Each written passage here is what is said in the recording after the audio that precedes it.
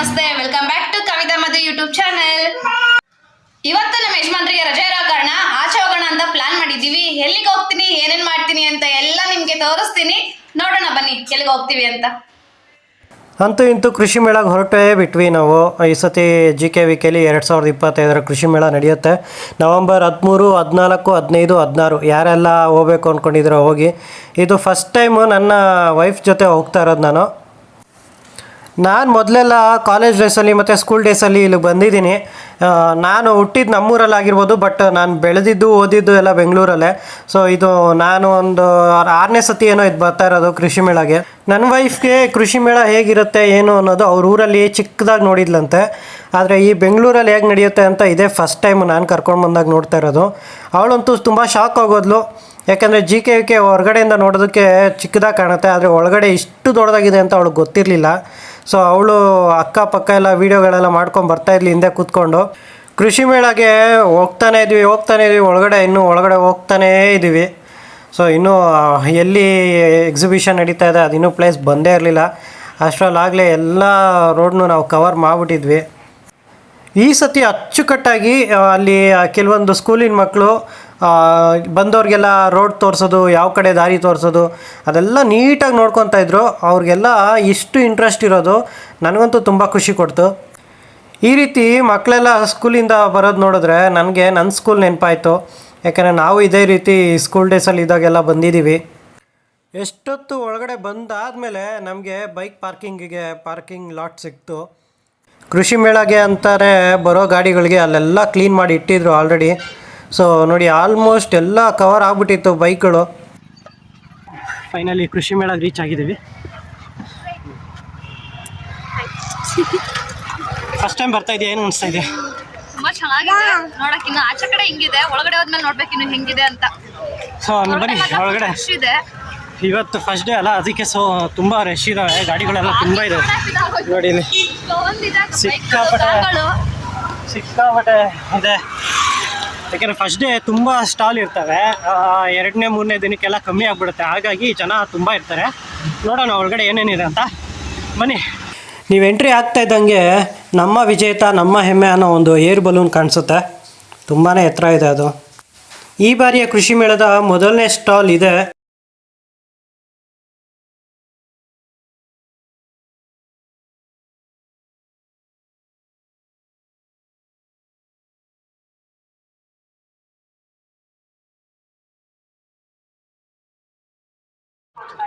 Probably ಅವ್ರ ಹತ್ರನೇ mostly coaching centre ಕೂಡ ಇದೆ ಅನಿಸುತ್ತೆ. ಆಮೇಲೆ ನಾವು ಹೊರಟಿದ್ದೆ ಕೋಳಿಗಳು ನೋಡೋದಕ್ಕೆ. ಇದು ನೀವು ಎಂಟ್ರಿ ಆಗ್ತಾ ಇದ್ದಂಗೆ ಲೆಫ್ಟಲ್ಲೇ ಇದೆ ಫಸ್ಟು ಸ್ಟಾಲ್ಸ್ ಇವೆ ಸ್ಟಾರ್ಟ್ ಆಗೋದು ಲೆಫ್ಟಲ್ಲಿ. ಇಲ್ಲಿ ನಾನು 3 ಥರದ ಕೋಳಿ ನೋಡಿದೆ. ಒಂದು ಅಜಿಲ್ ಕ್ರಾಸ್, ಕಳಿಂಗ ಮತ್ತು ಕಾವೇರಿ ಅನ್ನೋ ಒಂದು ಕೋಳಿಯ ತಳಿಯನ್ನು ನೋಡಿದೆ. ಆಮೇಲೆ ನೆಕ್ಸ್ಟು ಬಾತುಕೋಳಿಗಳ ಸರದಿ. ನೀವು ಇಲ್ಲೇ ಕೂಡ ಬೈ ಮಾಡ್ಬೋದು. ಅದ್ರ ಜೊತೆ ನೀವು ಕೋಳಿಗೆ ಬೇಕಾದಂಥ ಆಹಾರ ಪದಾರ್ಥ ಎಲ್ಲ ಇಲ್ಲೇ ತೊಗೊಳ್ಬೋದು. ಇಲ್ಲಿ ನೋಡಿ ನಿಮಗೆ ಹಾಕಿದ್ದಾರೆ ಬೋರ್ಡು. 4 ವಾರದ ಕಾವೇರಿ ಕೋಳಿ ಮರಿಗಳು ಅಂತ ಇವು. 5 ಕೋಳಿ ಮರಿಗೆ 350 ರೂಪಾಯಿ. ಅದ್ರ ಪಕ್ಕನೇ ಕೋಳಿ ಮರಿಗಳಿಗೆ ಆಹಾರ ಹಾಕೋದಕ್ಕೆಲ್ಲ ಇದೆಲ್ಲ ಇದೆ. ನಿಮಗೆ ಸಾಕಾಣಿಕೆ ಮಾಡೋದಕ್ಕೆಲ್ಲ ಎಲ್ಲ ಹೇಳ್ಕೊಡ್ತಾರೆ ಹೇಗೆ ಅಂತ. ನಮಗೆ ಈ ಸತಿ ಸಿಕ್ಕಾಪಟ್ಟೆ ಇಷ್ಟ ಆಗಿದೆ ಏನಂದರೆ ಮೀನುಗಳು. ಎಷ್ಟು ಕಲರ್ಫುಲ್ ಮೀನುಗಳು ಇವೆಲ್ಲ ನೋಡಿ. ಪ್ಯಾಕೆಟ್ ಏನು ನೋಡ್ತಾ ಇದ್ದೀರಲ್ಲ, ಇಷ್ಟಕ್ಕೆ ಜಸ್ಟ್ 100 ರೂಪೀಸ್ ಅಂತೆ ಒಂದು ಪ್ಯಾಕೆಟ್ ತೊಗೊಂಡ್ರೆ. ನನಗೆ ಪ್ರೈಸ್ ಕೇಳಿ ನಿಜವಾಗ್ಲೂ ಶಾಕ್ ಆಗೋಯ್ತು. ಯಾಕೆಂದರೆ ಇದೇ ಫಿಶ್ನ ನಾವು ಅಕ್ವೇರಿಯಂ ಶಾಪ್ಗಳಲ್ಲಿ ಕೇಳಿದ್ರೆ ತುಂಬಾ ರೇಟ್ ಹೇಳ್ತಾರೆ. ಬಟ್ ಇಲ್ಲಿ ಆಫರ್ಡಬಲ್ ಸಿಕ್ಕಾಪಟ್ಟೆ ಚೆನ್ನಾಗಿರೋ ಫಿಶಸ್ ಇದ್ದಾವೆ. ಚಿಕ್ಕ ಪುಟಾಣಿ ಫಿಶ್ಶಿಂದ ಹಿಡಿದು ದೊಡ್ಡ ಫಿಶ್ವರೆಗೂ ಎಲ್ಲದೂ ಇದ್ದಾವೆ. ನೀವೇನು ಸಮುದ್ರದಲ್ಲಿ ಡಿಸ್ಕವರಿ ಚಾನಲ್ಗಳೆಲ್ಲ ನೋಡಿರ್ತೀರಲ್ಲ, ಆ ಥರ ಫಿಶ್ಗಳೆಲ್ಲ ಇದ್ದಾವೆ. ನನ್ನ ಮಗನಿಗೂ ಅಷ್ಟೇ, ನನ್ನ ವೈಫ್ಗೂ ಅಷ್ಟೇ ಈ ಫಿಶ್ನ ನೋಡಿ ತುಂಬಾ ಖುಷಿಯಾಗೋಯ್ತು. ಯಾಕೆಂದರೆ ನಮ್ಮ ವೈಫು ಇದೇ ಫಸ್ಟ್ ಟೈಮ್ ಅಂತೆ ಇಷ್ಟೊಂದು ವೆರೈಟಿ ಫಿಶ್ನ ನೋಡ್ತಾ ಇರೋದು. ನಾನಾದರೆ ಮೊದಲೇ ನೋಡಿದ್ದೆ. ಯಾಕೆಂದರೆ ನಾನು ಈಗಾಗಲೇ ಕೃಷಿ ಮೇಳದಲ್ಲಿ ನಾನು ಓಡಾಡಿರೋದ್ರಿಂದ ನನಗೆ ಗೊತ್ತು. ಆದರೆ ಅವಳು ಇದೇ ಫಸ್ಟ್ ಟೈಮ್ ನೋಡ್ತಾ ಇರೋದು. ತುಂಬಾ ಖುಷಿಪಟ್ಲು. ಕೃಷಿ ಮೇಳಗೆ ಕರ್ಕೊಂಬಂದಿದ್ದಕ್ಕೆ ನನಗೆ ಪದೇ ಥ್ಯಾಂಕ್ಸ್ ಕೂಡ ಹೇಳಿದ್ಲು. ಯಾಕೆಂದರೆ ಮನೇಲಿ ಒಬ್ಬಳೇ ಇರ್ತಾಳೆ, ಕೆಲಸ ಮಾಡಿ ಬೇಜಾರಾಗಿರುತ್ತೆ. ಒಂದು ವೀಕ್ ಆಫ್ ಸಿಗುತ್ತೆ, ಆವಾಗ ಫ್ಯಾಮಿಲಿ ಜೊತೆ ಈ ಥರ ಔಟಿಂಗ್ ಹೋಗೋದಕ್ಕೆ ಈ ಥರ ಒಂದು ಸಿಚುವೇಶನ್ ಸಿಗುತ್ತಲ್ಲ, ಅದೇ ಅವಳು ಖುಷಿ ತಂದು ಕೊಡ್ತು. ಯಾಕೆಂದರೆ ಮನೆಯಲ್ಲಿ ಅವ್ರಿಗೂ ಬೇಜಾರಾಗ್ಬಿಟ್ಟಿರುತ್ತೆ. ನಾವು ಈ ಥರ ಫ್ಯಾಮಿಲಿ ಸಮೇತ ಎಲ್ಲಾದರೂ ಹೊರಗಡೆ ಹೋದರೆ ಅವ್ರಿಗೂ ಕೂಡ ಖುಷಿ ಇರುತ್ತೆ, ಜೊತೆಲಿ ಕಾಲ ಕಳೆದ್ವಲ್ಲಪ್ಪ ಅನ್ನೋ ಒಂದು ನೆಮ್ಮದಿ ಇರುತ್ತೆ. ಮುಂದಿನ ಯೂತ್ಸ್ ಗಟ್ಟಿ ಕಾಪಾಡಬೇಕು ಅಂತ ಈ ಮೂಲಕ ಕೇಳ್ತಾರೆ. ಯಾವ್ಯಾವ ತಳಿ ಇದೆ ಸರ್ ಒಂದೇ ತಳಿ ಸರ್, ನಾನು ಹಳ್ಳಿ ಕಾರದ ತಳಿ ಬೆಳೆಸೋನು. ಯಾಕೆ ಅಂತಂದ್ರೆ ಇದು ನಮ್ಮ ತಳಿ ಸರ್. ನಾವು ಹೆಂಗಿಲ್ಲಿ ಅಡ್ಜಸ್ಟ್ ಆಗಿ ಬೆಳಿತೀವಿ ಅದೇ ರೀತಿ ಬೆಳೀತವೆ. ಕನ್ನಡಿಗರಿಗೆ ಗರ್ವದಿಂದ ಎದ್ದು ನಿಂತ್ಕೋತವೆ. ಯಾವ ಒಂದು ಸಿಚುವೇಶನ್ಗೂ ಇವು ಅಡ್ಜಸ್ಟ್ ಆಯ್ತವೆ ಸರ್. ಆಮೇಲೆ ಹೆಚ್ಚಿಗೆ ಒಂದು ಇದನ್ನ ಬೇಕಾಗಲ್ಲ ಸರ್. ಇದಕ್ಕೆ ಇನ್ನು ಕೇರ್ ತಗೊಂಡು ನೋಡ್ಕೊಳ್ಬೇಕಾಗಿಲ್ಲ. ಮಾಮೂಲಿಯಾಗಿ ನಾವ್ ಹೆಂಗ್ ಬೆಳಿತೀವಿ ಹಂಗೆ ಬೆಳ್ಕೋತವೆ ಸರ್. ಅದೆಲ್ಲ ಏನು ಬೇಕಾಗಿಲ್ಲ ಸರ್. ತನ್ನಲ್ಲೇ ರೋಗ ನಿರೋಧಕ ಶಕ್ತಿನ ಅತಿ ಹೆಚ್ಚಾಗಿ ಇವು ಪ್ರವೃತ್ತಿ ಹೊಂದಿರೋದ್ರಿಂದ ನಿಮ್ದೇ ಬೆಳಿತವೆ. ಈ ಅಣ್ಣ ಮಾತಾಡೋದು ನೋಡಿ ನನಗೆ ಹೊರ್ತು ಸಂತೋಷ್ ಅವ್ರು ನೆನಪಾಗೋದ್ರು. ಇವರು ಅವ್ರ ಥರನೇ ಮಾತಾಡಿದ್ರು, ಯಾಕೆಂದರೆ ಇವರು ಕೂಡ ಹಳ್ಳಿಕಾರ ತಳಿಯನ್ನು ಬೆಳೆಸ್ತಾ ಇದ್ದಾರೆ. ಈ ಹಸುನ ನೀವು ಆಲ್ರೆಡಿ ಬಾಹುಬಲಿ ಮೂವಿಲಿ ನೋಡಿರ್ತೀರಾ ಕ್ಲೈಮ್ಯಾಕ್ಸಲ್ಲೆಲ್ಲ. ಈ ಹಸುವಿನ ತಳಿಯನ್ನೇ ಬಾಹುಬಲಿ ಮೂವಿಯಲ್ಲೂ ಯೂಸ್ ಮಾಡಿದ್ದಾರೆ. ಲಾಸ್ಟಲ್ಲಿ ಕ್ಲೈಮ್ಯಾಕ್ಸಲ್ಲಿ ನೋಡಿ ಗೊತ್ತಾಗುತ್ತೆ. ಈ ಹಸುವಿನ ತಳಿಯ ಹೆಸರು ಡಾಂಗಿ ಅಂತ. ಇದು ಬಿಳಿ ಬಣ್ಣ ಹಸು ಮತ್ತು ಮೇಲ್ಗಡೆ ಎಲ್ಲ ಪ್ಯಾಚಸ್ಸು ಬ್ಲ್ಯಾಕ್ ಕಲರ್ ಇರುತ್ತೆ. ಈ ಹಸುವಿನ ತಳಿಗಳು ಬರೀ ಇದೊಂದೇ ಕಲರ್ ಅಂತೆ ಬರೋದು, ಬೇರೆ ಯಾವ ಕಲರಲ್ಲೂ ಬರಲ್ಲ ಅಂತ ಹೇಳಿದ್ರು. ಅದಕ್ಕೆ ನಾನು ಕೂಡ ಗೂಗಲ್ ಮಾಡಿ ನೋಡಿದೆ, ಬರೀ ಬಿಳಿ ಮತ್ತು ಕಪ್ಪು ಬಣ್ಣದ ಹಸುನೇ ಸಿಕ್ಕಿದ್ದು. ಅದಾದಮೇಲೆ ಈ ಮೊಲ ನೋಡಿ ನಾನಂತೂ ಶಾಕ್ ಆಗ್ಬಿಟ್ಟೆ, ಇದು ಯಾವ ಥರ ಮೊಲನಪ್ಪ ಅಂತ. ಬಟ್ ನಾನು ನೋಡಿದ್ದೆ ಫಸ್ಟ್ ಟೈಮು, ನನಗೂ ಆಶ್ಚರ್ಯ ಆಗೋಯ್ತು ಆ ಮೊಲ ನೋಡಿ. ನಾವು ನಮ್ಮೂರಲ್ಲೆಲ್ಲ ಹಸುಗಳನ್ನ ಸಾಕ್ತೀವಿ, ನಾವು ಕೂಡ ಎತ್ತುಗಳನ್ನ ಸಾಕ್ತೀವಿ. ಆದರೆ ಇಲ್ಲಿ ತುಂಬಾ ವೆರೈಟಿ ಆದಂಥ ಮತ್ತು ಬೇರೆ ಬೇರೆ ಪ್ರಭೇದದ ಹಸುಗಳನ್ನ ನೋಡಿ ನನಗೂ ಕೂಡ ಖುಷಿ ಆಗೋಯ್ತು. ಈ ಹಸುವಿನ ಪ್ರಭೇದದ ಹೆಸರು ಕಿಲ್ಲರಿ ಅಂತ.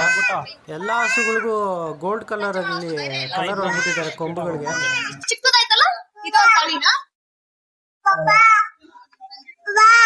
ಇದ್ಯಾವ ತಳಿ? ಇಲ್ಲಿ ಇನ್ನೂ ಸುಮಾರು ತಳಿಯ ಹಸುಗಳಿವೆ. ಎಲ್ಲದನ್ನು ವಿಡಿಯೋದಲ್ಲಿ ಮಾಡಿದ್ದೀನಿ. ಎಲ್ಲದ್ರ ಬಗ್ಗೆ ಎಕ್ಸ್ಪ್ಲನೇಷನ್ ಮಾಡಿದ್ರೆ ನಿಮಗೆ ಬೋರ್ ಆಗ್ಬೋದು. ಅದಕ್ಕೆ ಯಾವ ಹೆಸರು ಮತ್ತು ಯಾವ ಹಸು ಅಂತ ನಾನು ಕ್ಲೀನಾಗಿ ವಿಡಿಯೋ ಮಾಡಿದ್ದೀನಿ, ನೀವು ನೋಡಿಕೊಂಡು ಎಂಜಾಯ್ ಮಾಡಿ. ಸ್ವಲ್ಪ ಮುಂದೆ ಹೋದ್ವಿ, ಅಲ್ಲಿ ಚಿಕ್ಕ ಮಕ್ಕಳು ಹುಲ್ಲು ತಿನ್ನಿಸ್ತಾಯಿದ್ರು ಹಸುಗೆ. ನನ್ನ ಮಗನು ನಾನು ತಿನ್ನಿಸ್ತೀನಿ ಅಂದ, ಆದರೆ ಮುಂದೆ ಕರ್ಕೊಂಡೋಗಿ ನಿಲ್ಸಿದ್ರೆ ಭಯ ಪಡ್ತಿದ್ದ. ನಾರಿ ಅಂತೆ ಇದು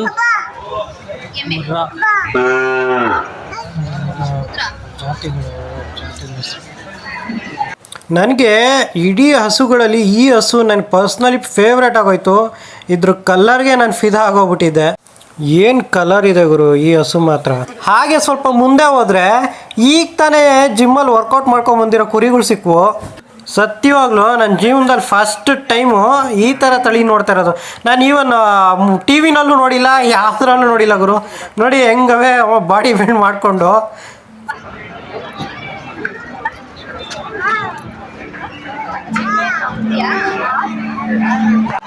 ನಮ್ಮೂರುಗಳಲ್ಲಿ ಬರೀ 2-3 ತಳಿ ನೋಡ್ತಿದ್ವಿ, ಇಲ್ಲಿ ಎಷ್ಟೊಂದು ತಳಿಗಳಿದೆ. ಸಗದಾಗಿದೆ. ಕೆಲವರು ಎಕ್ಸ್ಪ್ಲೈನ್ ಮಾಡ್ತಾರೆ, ನೀವೇ ಹೋಗಿ ಕೇಳಿದ್ರೆ ಅದ್ರ ಬಗ್ಗೆ, ಆ ತಳಿಗಳ ಬಗ್ಗೆ ಎಕ್ಸ್ಪ್ಲೈನ್ ಮಾಡ್ತಾರೆ. ನೀವು ಕೇಳ್ಬೋದು ಹೋಗಿ, ಯಾರು ಏನು ಅಂದ್ಕೊಳ್ಳಲ್ಲ ಅವರು. ಪಾಪ ಇನ್ಫಾರ್ಮೇಷನ್ ಕೊಡೋದಕ್ಕೆ ಅಂತಲೇ ಕಾಯ್ತಾ ಇರ್ತಾರೆ. ಇಲ್ಲೆಲ್ಲ ಹಳ್ಳಿಕಾರ್ ತಳಿಗಳು.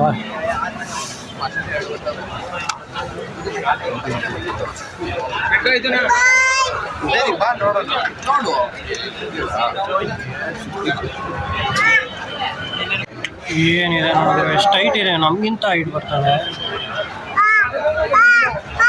ಕೊಂಬು ನೋಡಿ ಎಷ್ಟು ಚೂಪಾಗಿದೆ. ಅಮ್ಮ ಗುದ್ದಿದ್ರೆ ಹೋಗೇ ಬಿಡ್ತಾನೆ ಒಂದೇ ಹೈಟ್. ಎಷ್ಟು ಇದನ್ನ ನೋಡ್ರಿ ನಮ್ಮ ಶಿವನ ಎತ್ಕೊಂಡು ಹೋಗೋ ನಂದಿ ಈ ಥರ ಎಷ್ಟು ಚೆನ್ನಾಗಿದೆ. ಈ ತಳಿಗಳನ್ನೆಲ್ಲ ನಾವು ನೋಡೇ ಇರಲಿಲ್ಲ, ಇವತ್ತೇ ಫಸ್ಟ್ ಟೈಮ್ ನಾನು ನೋಡ್ತಾನೆ. ನಾವು ಬಂದು ಬರೀ 5 ನಿಮಿಷ ಆಗಿರೋದು. ಹೆಂಗೆ ಅನಿಸ್ತೈತೆ? ಇಷ್ಟೇ ನೋಡಿ ಸರ್, ಚೆನ್ನಾಗಿದೆ. ಇನ್ನೂ ಇದಾವೆ, ಇನ್ನೂ ತುಂಬ ಇದೆ. ಬನ್ನಿ ತೋರಿಸ್ತೀನಿ. ನೋಡಿ ಇದು ಹಸು ಹಾಲು ಕರಿಯೋ ಮಿಷಿನ್. ಸೊ ರೈತರಿಗೆ ಎಷ್ಟೋ ಯೂಸ್ ಆಗ್ಬಿಡುತ್ತೆ ಅವರು ಈ ಥರ ಮಿಷಿನ್ಗಳಿಂದ. ಈ ಮಿಷಿನ್ನು ಕೋಳಿ ಸಾಕಾಣಿಕೆಯಲ್ಲಿ ಯೂಸ್ ಆಗುತ್ತಂತೆ. ಸೊ ಅದ್ರ ಬಗ್ಗೆ ಹೇಗೆ ಯೂಸ್ ಮಾಡೋದು ಅಂತೆಲ್ಲ ಅವರೇ ಟಿ ವಿಲಿ ವಿಡಿಯೋ ಎಲ್ಲ ಹಾಕ್ಬಿಟ್ಟು ತೋರಿಸ್ತಾಯಿದ್ರು. ಇಲ್ಲಿ ಜಾಸ್ತಿ ಪ್ಲೇಸು ಈ ಅಕ್ವೇರಿಯಮ್ ಅವರೇ ತೊಗೊಂಬಿಟ್ಟವ್ರೆ ಅನಿಸುತ್ತೆ. ಯಾಕಂದರೆ ಎಲ್ಲಿ ನೋಡಿದ್ರು ಬರೀ ಮೀನುಗಳ್ದೇ ರಾಜ್ಯಭಾರ. ಇಲ್ಲಿ ತುಂಬ ಜನ ಇದ್ದಿದ್ದು ಮೀನುಗಳು ನೋಡೋದಕ್ಕೇ. ಇಲ್ಲೂ ಕೂಡ ಸುಮಾರು ನಾವು ಬಣ್ಣ ಬಣ್ಣದ ಫಿಶ್ಗಳನ್ನು ನೋಡಿದ್ವಿ, ಚಿಕ್ಕ ಚಿಕ್ಕ ಫಿಶ್ಗಳು. ಅದಾದಮೇಲೆ ಅಲ್ಲೇ ಒಂದು ಫಿಶ್ ಸ್ಪಾ ಅಂತಿದೆ. ಅಲ್ಲಿ ಫಿಶ್ ಸ್ಪಾ ಮಾಡಿಸ್ಕೊಬೋದು. ಬಟ್ ನಾನು ರೆಕಮೆಂಡ್ ಮಾಡೋದೇನು ಗೊತ್ತಾ, ಫಿಶ್ ಸ್ಪಾ ಮಾಡಿಸ್ಕೊಳಕ್ಕೆ ಹೋಗಬೇಡಿ, ಯಾಕೆಂದರೆ ಅದು ಎಷ್ಟೊಂದು ಕಡೆ ಡೇಂಜರ್ ಅಂತಲೂ ಪ್ರೂವ್ ಆಗಿದೆ. ಕೊನೆಯದಾಗಿ ಸಿಗಡಿ ಮೀನು ನೋಡಿಕೊಂಡು ನಾವು ನೆಕ್ಸ್ಟ್ ಎಲ್ಲಿಗೆ ಹೋಗೋಣ ಅಂತ ಸ್ಕೆಚ್ ಆಗ್ತಾ ಇದ್ವಿ. ಹೊರಗಡೆ ಬಂದ್ವಿ. ಈಗ ನಾವು ಇದು ಹುಲ್ಲೆಲ್ಲ ಕಟ್ ಮಾಡ್ತಾರಲ್ಲ ಬೆಳೆಗಳಿಗೆ, ಅಡಿಕೆ ತೋಟಗಳಿಗೆ, ಎಲ್ಲ ಕಾಫಿ ತೋಟಗಳಿಗೆ, ಆ ಮಿಷಿನ್ಸ್ ಹೇಗಿದೆ, ಇವಾಗ ಹೊಸದಾಗಿ ಯಾವ ತರ ಮಿಷಿನ್ ಬಂದಿದೆ ಅದೆಲ್ಲ ತೋರಿಸ್ತೀನಿ ಬನ್ನಿ. ನೋಡಿ, ಇದು ನಮ್ಮ ರೈತರಿಗೆ ಮೇನ್ ಯೂಸ್ ಆಗುವಂತ ಸ್ಪಾಟ್ಗಳು. ಇದೆಲ್ಲ ಮರ ಕಟ್ ಮಾಡೋ ಮಿಷಿನ್ಸ್ ಇದಾವೆ. ಮಿಷಿನ್ಸ್ ಇದೆಲ್ಲ ಹುಲ್ಲು ಕಟ್ ಮಾಡೋ ಮಿಷಿನ್ಸ್ ಎಲ್ಲ.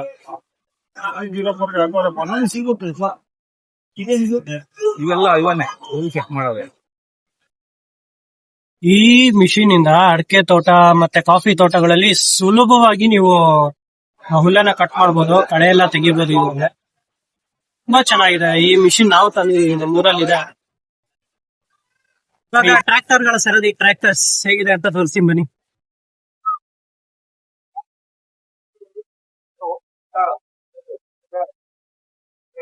ಈ ತರದ ಒಂದು ಟ್ರ್ಯಾಕ್ಟರ್ ತಗೊಬೇಕಂತ ತುಂಬಾ ಆಸೆ ಇದೆ. ಯಾಕೆಂದ್ರೆ ನಮ್ಮೂರಲ್ಲಿ ತೋಟ ಇದೆಯಲ್ಲ, ಯೂಸ್ ಆಗುತ್ತೆ.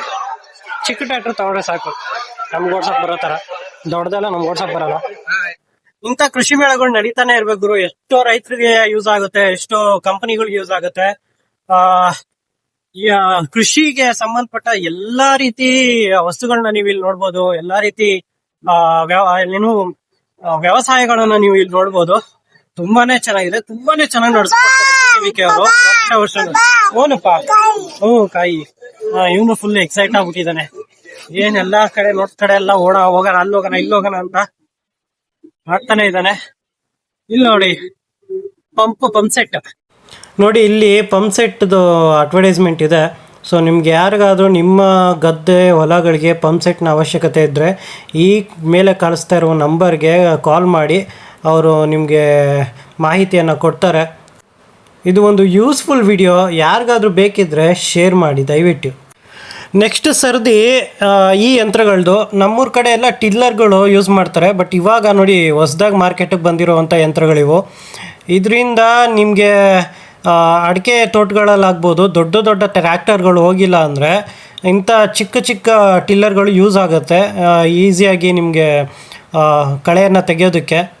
ನೋಡಿ, ಇಂಥ ಯಂತ್ರಗಳ ಪ್ಲೇಸಸ್ಸಲ್ಲೇ ನಮ್ಮ ರೈತರು ಜಾಸ್ತಿ ಕಾಣಿಸ್ಕೊಳ್ಳೋದು. ನೋಡಿ, ಪಂಚೆ ಉಟ್ಕೊಂಡು ಹೆಂಗೆ ಗತ್ತಲ್ಲಿದ್ದಾರೆ. ನಮ್ಮ ರೈತರು ಗತ್ತೆ ಅದು ಗುರು. ಪಂಚೆ, ಶರ್ಟು ಮತ್ತು ಟವಲ್ ಹಾಕ್ಕೊಂಡು ಬಂದ್ಬಿಟ್ರೆ ಅವ್ರ ಗತ್ತಿಗೆ ಯಾರು ಸರಿಸಾಟಿನೇ ಇಲ್ಲ. ಸ್ಕೂಲ್ ಮಕ್ಳು ಹೋಗೋದು ನೋಡಿದ್ರೆ ನನಗೊಂದೇ ಹಾಡು ನೆನಪಾಗೋದು, ಸವಿ ಸವಿ ನೆನಪು, ಸಾವಿರ ನೆನಪು. ನಾನು ನೆಕ್ಸ್ಟ್ ನಿಮ್ಗೆ ತೋರಿಸ್ತಾ ಇರೋದು ಈ ಸೋಲಾರ್ ಸಿಸ್ಟಮ್ ಅಂತ ಇರೋವಂಥ ಪಂಪ್ ಸೆಟ್ಟು. ಇತ್ತೀಚೆಗೆ ಏನಾಗ್ತಿದೆ ಅಂದರೆ, ರೈತರು ತುಂಬ ಜನ ನೀರು ಬಿಡೋದಕ್ಕೆಲ್ಲ ಹೋಗ್ತಾರಲ್ಲ, ಈ ಕರೆಂಟ್ ಇದ್ದಾಗ ಏನಾಗುತ್ತೆ, ಕೆಲವೊಬ್ಬರು ಕರೆಂಟ್ ಹೊಡೆದು ಸಾಯುವಂಥ ಪರಿಸ್ಥಿತಿಯಲ್ಲಿರ್ತಾರೆ. ಸೊ ಅದನ್ನು ಅವಾಯ್ಡ್ ಮಾಡೋದಕ್ಕೆ ಈ ರೀತಿಯಾದಂತಹ ಒಂದು ಪಂಪ್ ಸೆಟ್ಟನ್ನು ಆಯೋಜಿಸಿದ್ದಾರೆ. ನೆಕ್ಸ್ಟು ನೀವು ನೋಡ್ಬೋದು ಇಲ್ಲಿ ಗಿಡ್ಡ ಎಷ್ಟು ಕ್ಯೂಟ್ ಆಗಿದೆ ಅಂದರೆ, ಇದು ಬರ್ತಾ ಇದ್ರೆ ಎಲ್ಲ ಜನ ಇದನ್ನೇ ನೋಡಿ ನಗ್ತಾ ಇದ್ದಾರೆ. ಬಟ್ ಅಷ್ಟು ಕ್ಯೂಟ್ ಆಗಿದೆ ಅದು. ಇದೆಲ್ಲ ಜೆಟ್ ವಾಟರ್ಸ್. ಇದು ಜೆಟ್ಟು ಈ ಥರ ನೀರು ಹಾಯಿಸೋದಕ್ಕೆ ಯೂಸ್ ಆಗುತ್ತೆ. ನಮ್ಮ ತೋಟದಲ್ಲಿ ಇದನ್ನು ಹಾಕ್ಸಿಲ್ಲ ನಾವು ಸದ್ಯಕ್ಕೆ. ನಮ್ಮದು ಹನಿ ನೀರಾವರಿ ಪದ್ಧತಿ ಈ ಥರ ಇಲ್ಲ ನಮ್ಮದು. ಸುಮಾರು ಜನ ಇದೇ ಹಾಕ್ಸೋದು ಇತ್ತೀಚೆಗೆ, ಯಾಕೆಂದರೆ ನೀರು ತುಂಬ ಪೋಲಾಗಲ್ಲ, ನೀರು ಕೂಡ ಚೆನ್ನಾಗಿ ಬಾಳಿಕೆ ಬರುತ್ತೆ. ಇಲ್ಲಿ ನೋಡಿ, ಫುಲ್ಲು ಕೃಷಿ ಯಂತ್ರೋಪಕರಣಗಳೇನು.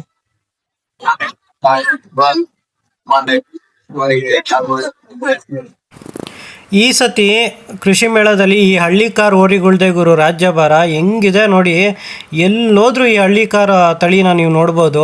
ನನಗೆ ಈ ಹಳ್ಳಿಕಾರ ತಳಿಗಳು ನೋಡಿದಾಗೆಲ್ಲ ನೆನಪಾಗೋದು ವರ್ತು ಸಂತೋಷ್ ಅವರೇ.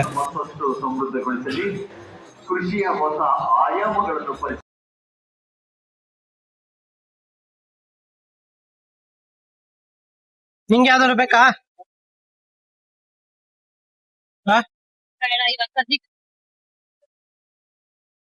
ನೆಕ್ಸ್ಟು ತರಕಾರಿಗಳ ಸರದಿ. ನಿಮಗೆ ಬೇಕಾದರೆ ಅಲ್ಲಿ ಸೀಡ್ಸ್ ಇರ್ತವೆ, ದುಡ್ಡು ಕೊಟ್ಟು ತೊಗೊಂಡ್ರೆ ಕೊಡ್ತಾರೆ, ನೀವೇ ಬೆಳ್ಕೊಬೋದು ಮನೆ ಹತ್ರ. ಇದು ನೋಡಿ, ಕೋಳಿನ ಎಷ್ಟು ಚೆನ್ನಾಗಿ ಆ ಕಾಳುಗಳು ಯೂಸ್ ಮಾಡ್ಕೊಂಡು ಮಾಡಿದ್ದಾರೆ, ರಾಗಿ ಎಲ್ಲ ಯೂಸ್ ಮಾಡ್ಕೊಂಡು ಮಾಡಿದ್ದಾರೆ. ನನಗೆ ಈ ಬಾಳೆಹಣ್ಣಿನ ತಳಿನೇ ನನಗೆ ಗೊತ್ತಾಗಿಲ್ಲ ಏನು ಅಂತ. ಇಷ್ಟಿಷ್ಟು ಪುಟ್ಟದಾಗಿದೆ, ಬಟ್ ಗೊನೆ ಮಾತ್ರ ಇಷ್ಟು ದೊಡ್ಡದಾಗಿದ್ದಾವೆ. ಇದು ಸುಮಾರು ಗೊನೆಗಳು ನೋಡ್ಬೋದು, ಇಲ್ಲಿ ಸುಮಾರು ತಳಿಗಳನ್ನ ನೋಡ್ಬೋದು ನೀವು.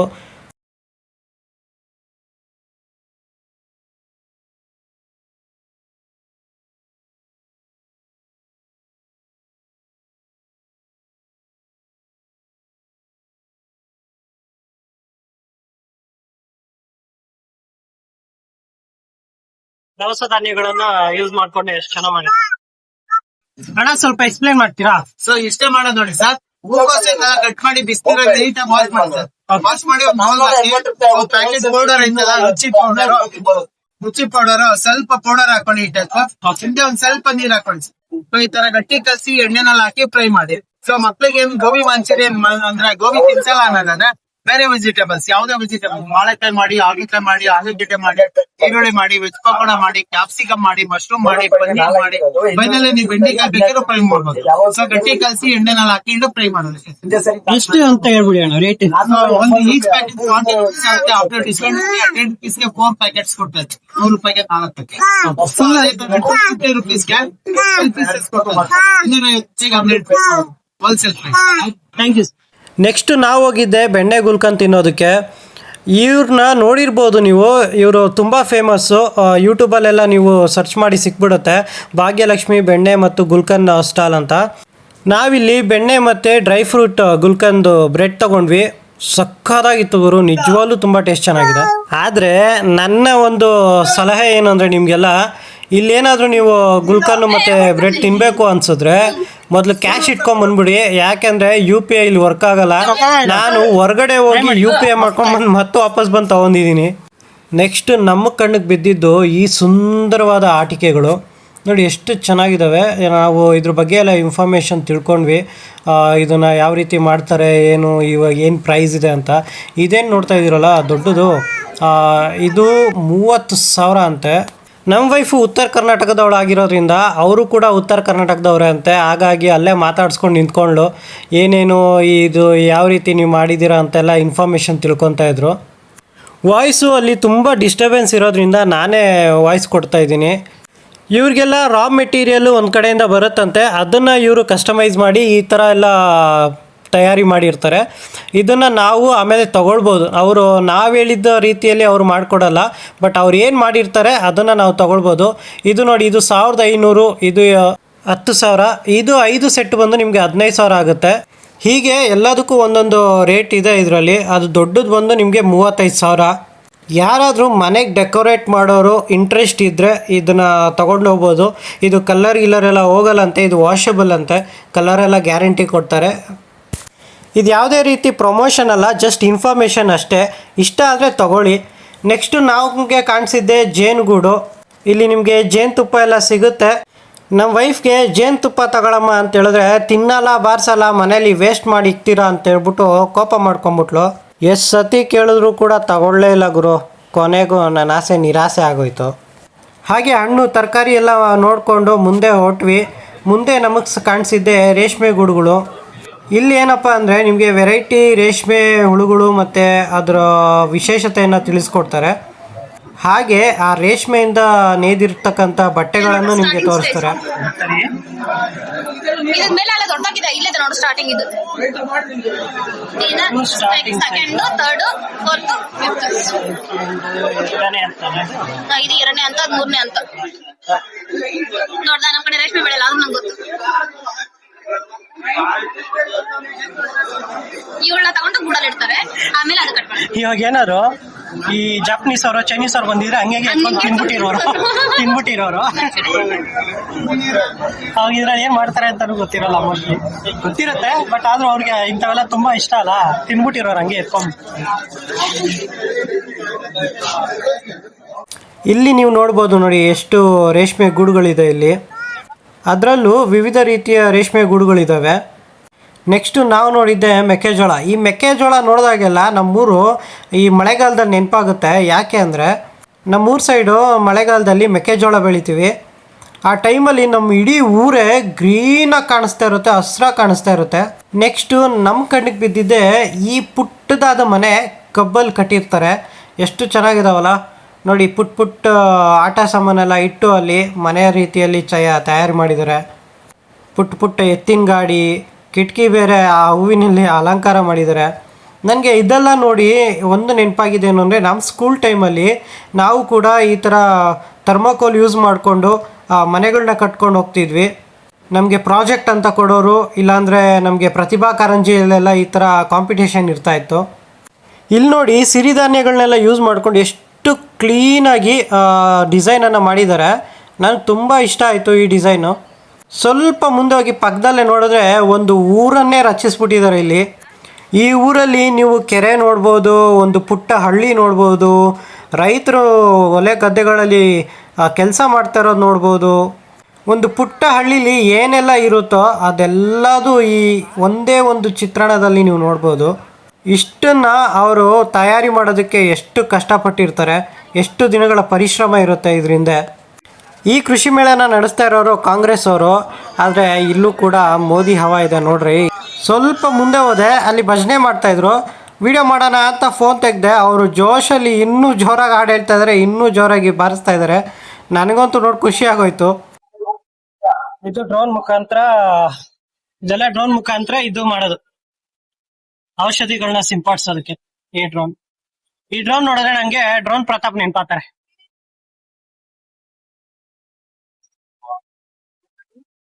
ಬಟ್ ಏನೇ ಅಂದ್ರೂ ಡ್ರೋನ್ ಪ್ರತಾಪ್ ಎಷ್ಟೇ ಸುಳ್ಳು ಹೇಳಿರ್ಬೋದು, ಏನೇ ಮಾಡಿರ್ಬೋದು, ಬಟ್ ಇವಾಗ ಅವರು ಇರೋಂಥ ನಿಲುವಿದೆಯಲ್ಲ, ಲೈಫ್ ಸ್ಟೈಲ್ ಇದೆಯಲ್ಲ, 4 ಜನಕ್ಕೆ ಒಳ್ಳೇದು ಮಾಡಬೇಕು ಅಂತ ಆಗಲಿ ಏನೇ ಆಗಲಿ ತುಂಬಾನೇ ಚೆನ್ನಾಗಿದ್ದಾರೆ. ಈಗ ಅವ್ರು ಇನ್ನೂ ಬೆಳೀಲಿ ಅಂತ ನನ್ನ ಕೋರಿಕೆ ಅಷ್ಟೇ. ಅವ್ರೇನಂದ್ರೆ ಅವ್ರ ಮೇನ್ ಏನಂದ್ರೆ ರೈತರಿಗೆ ಹೆಲ್ಪ್ ಮಾಡಬೇಕು ಅಂತಾನೆ ತುಂಬಾ ಅನ್ಕೊಂಡಿರೋದು. ಸೊ ತಲೆ ಸುತ್ತ ಬಿದ್ರೆ ಆಂಬುಲೆನ್ಸ್ಗಳು ಇಲ್ಲಿ ಇದಾವೆ. ಏನಾದ್ರು ಸೀರಿಯಸ್ ಇದ್ರೆ ಆಂಬುಲೆನ್ಸ್ ಗಳೆಲ್ಲ ಇಲ್ಲೇ ಇದಾವೆ. ಮತ್ತೆ ಇಲ್ಲಿ ರಕ್ತ ಶಿಬಿರನೂ ಇದೆ ಅನ್ಸುತ್ತೆ. ಯಾರಾದ್ರೂ ರಕ್ತ ಕೊಡ್ಬೇಕಂದವರು ರಕ್ತ ಶಿಬಿರ ಕೊಡ್ಬೋದು, ರಕ್ತ ಬಂದ್ ಕೊಡ್ಬೋದು ಇಲ್ಲಿ ನೀವು. ಸೊ ಇವಾಗ ನಾವು ಫಲಪುಷ್ಪ ಪ್ರದರ್ಶನಕ್ಕೆ ಹೋಗ್ತಾ ಇದೀವಿ. ಸೊ ನೋಡಿ, ಫಲಪುಷ್ಪ ಪ್ರದರ್ಶನ. ಸೊ ಇಲ್ಲಿ ಹೇಗಿದೆ ಅಂತ ತೋರಿಸ್ತೀನಿ ಬನ್ನಿ.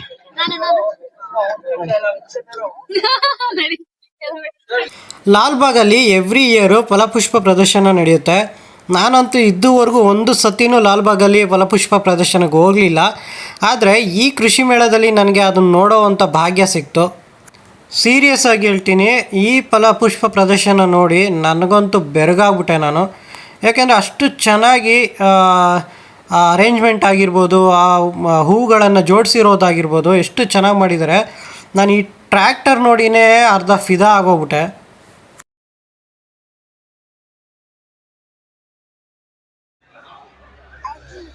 ಅಜ್ಜಿ ಯಾರಪ್ಪ ಅದು? ಅದು ತಾತ. ಅಜ್ಜಿ ತಾತ ಲೇಪು ನೋಡಿಲ್ಲ ನಿಮ್ಮ ತಾತ, ನಿಮ್ಮ ಅಜ್ಜಿ. ನೋಡ್ರಿ ನಮ್ಮ ಕರ್ನಾಟಕ ಮ್ಯಾಪ್ ನೋಡ್ರಿ ಎಷ್ಟು ಚೆನ್ನಾಗಿ ಕಾಣಿಸ್ತಾ ಇದೆ. ನೆಕ್ಸ್ಟು ನಮ್ಮ ಬಾಸ್ಗೆ ಇಷ್ಟ ಆಗಿರೋ ಆನೆ.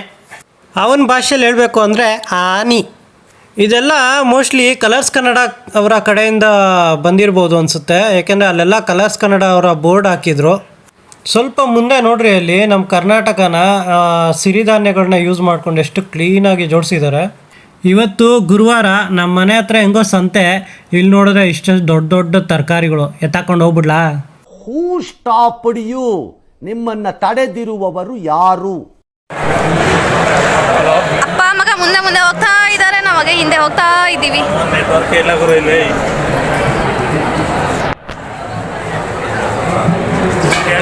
ನಾವು ಎಷ್ಟು ಆಸೆಯಿಂದ ಊಟ ಮಾಡೋಣ ಅಂತ ಹೋದ್ವಿ, ನೋಡಿದ್ರೆ ಅಲ್ಲಿ ಓನ್ಲಿ ಕ್ಯಾಶ್ ಅಂತ ಹೇಳ್ಬಿಟ್ರು. ಯಾಕೆಂದರೆ UPI ಅಲೋ ಇರಲಿಲ್ಲ. ನಾನು ನೋಡಿದ್ರೆ ಕ್ಯಾಶ್ ₹1 ತಂದಿಲ್ಲ, ಬರೀ UPIಯಲ್ಲೇ ಉಡಾಯಿಸ್ಬಿಡೋಣ ಅಂತ ಅಂದ್ಕೊಂಡೆ. ನಂತರ ನಾವು ಬಂದಿದ್ದೆ ಫುಡ್ ಕೋರ್ಟಲ್ಲಿ ವೆರೈಟಿ ಊಟಗಳು. ಒಂದು ಕಡೆ ಫುಲ್ಲು ವೆಜ್ಜು, ಇನ್ನೊಂದು ಕಡೆ ಫುಲ್ಲು ನಾನ್ ವೆಜ್ಜು. ನಾವು ಏನು ತಿನ್ನೋದು ಏನು ಬಿಡೋದು ಅಂತ ಯೋಚನೆ ಮಾಡ್ತಾ ಇದ್ವಿ. ಇಲ್ಲೂ ಕೂಡ ಇದೇ ಸೇಮ್ ಪ್ರಾಬ್ಲಮ್ಮು. ಇಲ್ಲೂ ಕೂಡ ಎಲ್ಲೂ ನಿಮಗೆ UPI ವರ್ಕೇ ಆಗಲ್ಲ, ವೆಯ್ಟ್ ಮಾಡಬೇಕು ತುಂಬ. ನೀವೊಂದು ವಿಷಯ ಹೇಳಬೇಕು. ನಮಗೆ ಸ್ಕೂಲ್ ಟೈಮಲ್ಲಿ ಈ ಥರ ಕೃಷಿ ಮೇಳಕ್ಕೆ ಬಂದಾಗ ನಾನು ಯಾವಾಗಲೂ ಬರೀ ನಾನು ಡವಿಂದನೇ ಸುತ್ತಾ ಇದ್ದೆ. ಇವಾಗ ನಾನು ನಿನ್ನಿಂದ ಸುತ್ತಾ ಇದ್ದೀನಿ ಹೆಲ್ಮೆಟ್ ಇಟ್ಕೊಂಡು ನೋಡಿ ಸಾಕು. ಇಂಥ ಈ ಕೃಷಿ ಮೇಳ ಬಂದ್ರೆ ಅವೆಲ್ಲ ನೆನ್ಪಾತಾವ್ ಗುರು. ಸ್ಕೂಲ್ ಟೈಮಲ್ಲಿ ನಮ್ಮನ್ನೆಲ್ಲ ಕರ್ಕೊಂಬರೋರು. ನಾನು ನನ್ನ ನವಿಯಿಂದನೇ ಸುತ್ತಾ ಇದ್ದೆ. ಅದು 8th ಅಲ್ಲಿ 9th ಅಲ್ಲಿ ಅವಾಗ್ಲೇನೆ ಲವ್ ಅಂತ ಇರಲ್ಲ, ಅಟ್ರಾಕ್ಷನ್ ಅನ್ಕೋಬಹುದು ಅಷ್ಟೇ. ಸ್ವಲ್ಪ ತಾದ್ಮೇಲೆ ನಮ್ಮ ಬಾಸು ಅಲ್ಲಿ ಯಾವ್ದೋ ಇಬ್ರು ಅಜ್ಜಿ ಕೂತಿದ್ರು, ಅವ್ರ ಹತ್ರ ಓಡೋಗ್ಬಿಟ್ಟಾಗರು. ಅದೇನ್ ಕನೆಕ್ಷನ್ ಅಪ್ಪ.